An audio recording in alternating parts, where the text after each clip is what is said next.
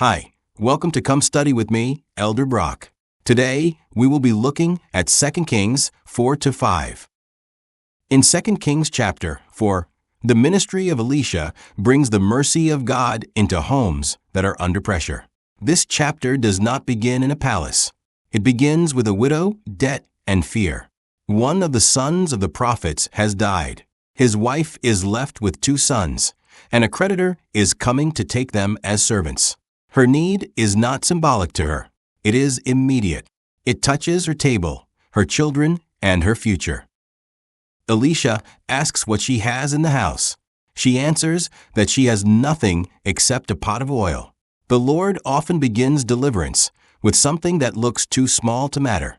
Elisha tells her to borrow empty vessels, not a few. Then she is to shut the door upon herself and her sons and pour. The miracle happens in the quiet room. Vessel after vessel is filled until there is no vessel left. Then the oil stops. She sells the oil, pays the debt, and lives with her children on the rest.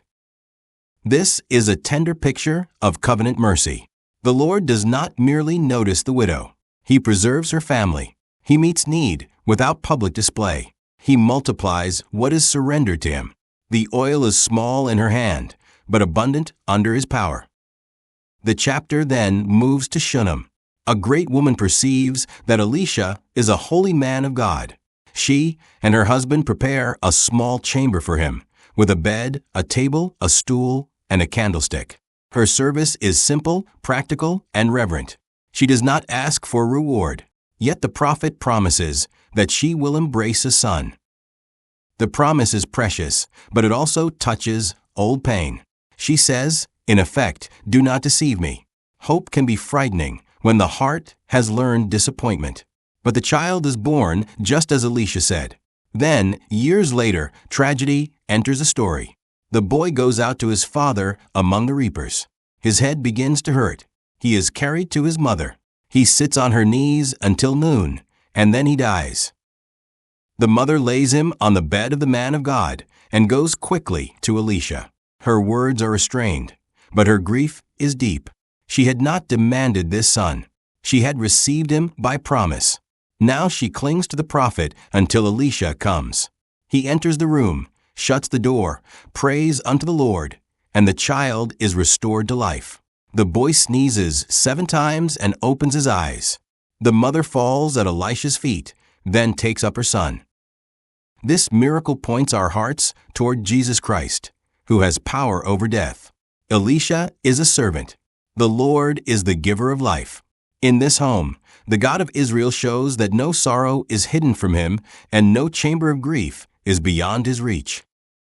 The last scenes of the chapter show mercy in the community of the prophets. During famine, there is a pot of food, but wild gourds make it poisonous. The men cry out that there is death in the pot. Elisha casts meal into it, and the harm is removed. Then a man brings 20 barley loaves and ears of corn. It is not enough for all the people, but Elisha says to give it to them. They eat, and there is food left, according to the word of the Lord.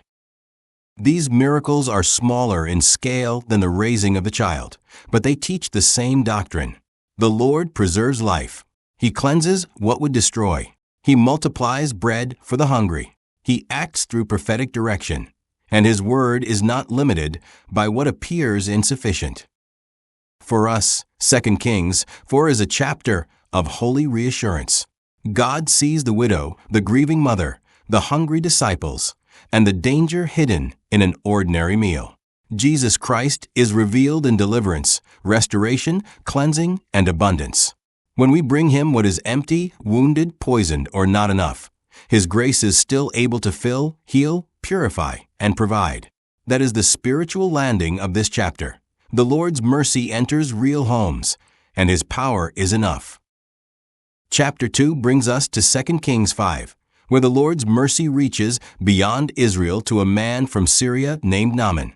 He is a captain honorable and mighty, but he is also a leper. His public strength cannot remove his private affliction. His armor, victories, and reputation cannot cleanse his skin. In Naaman's house, there is a young Israelite girl, taken captive from her land. She could have remain silent. Instead, she bears witness. She says that if Naaman were with the prophet in Samaria, he would recover. Her testimony is brief, but it opens the door to a miracle. In a chapter filled with kings, letters, silver, garments, and military honor, the first voice of faith comes from a captive child. Naaman comes with horses and chariots and stands at Elisha's door. He expects the prophet to come out, call on the name of the Lord, strike his hand over the place, and heal the leprosy. But Elisha sends a messenger with a simple command: wash in Jordan 7 times and be clean. Naaman is angry. The command feels too small, too ordinary, too humbling. He names the rivers of Damascus and asks if they are not better than all the waters of Israel. Then he turns away in a rage. His servants reason with him gently. If the prophet had commanded a great thing, would he not have done it? How much more, then, when the word is simply wash and be clean? So Naaman goes down. That phrase matters. He goes down from pride. He goes down from expectation. He goes down into the Jordan. He dips himself 7 times, according to the saying of the man of God. Then his flesh comes again, like the flesh of a little child, and he is clean. The miracle is not in the river alone. It is in the word of God, received with humility and obedience. Naaman wanted drama, but the Lord gave him a pattern. Hear the prophetic word. Humble yourself. Washington, obey. Be clean. His response changes.